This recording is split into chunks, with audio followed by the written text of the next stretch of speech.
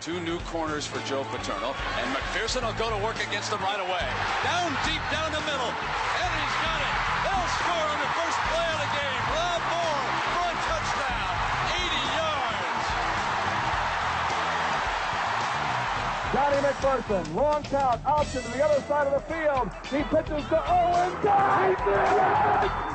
Two of the greatest plays in SU football history during that 1987 undefeated season, and Don McPherson made them.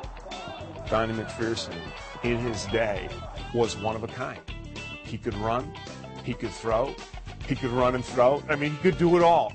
With a quarterback who could run the option as well as Donnie could run the option and put that much pressure on the perimeter, but still have the ability to drop back and throw from the pocket as a drop back passer or run the play action in the option pass on the outside, it was pick your poison.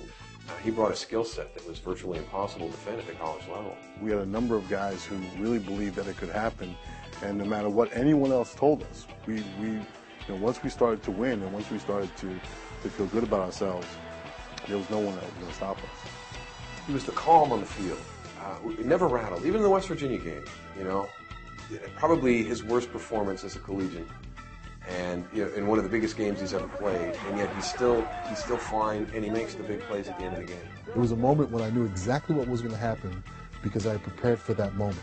When you talk about Don McPherson, recognized as a unanimous All-American, he was a runner-up in the Heisman race, one of the closest votes ever, got 18 National Player of the Year awards, the Maxwell Award, the Davey O'Brien Award, the Johnny Unitas Award, and on top of that, he holds 22 Syracuse football records. And he played 7 years of professional football. I mean, the guy is one of the greatest players in Syracuse history.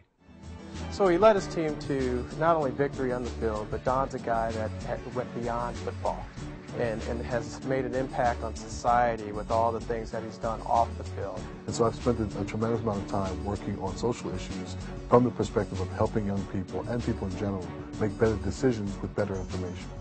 Well, there's a new movement started by men that is out to stop violence against women. This is former quarterback Don McPherson. He's one of the men leading this movement. Okay, so Don says that this movement is about challenging men to take responsibility for their own male behavior. What does that mean? This is about challenging what men say to each other in all male environments, what we encourage from each other, challenging how we define masculinity, what it means to be a man, challenging how we raise our boys, challenging the language that we use that dehumanizes women and also limits who men are. If you believe that another group of people are less than you, you're more likely to disrespect them, disregard their feelings, and also less likely to stand up when you hear a statement, when you hear a comment for them, because you believe that they're less than you.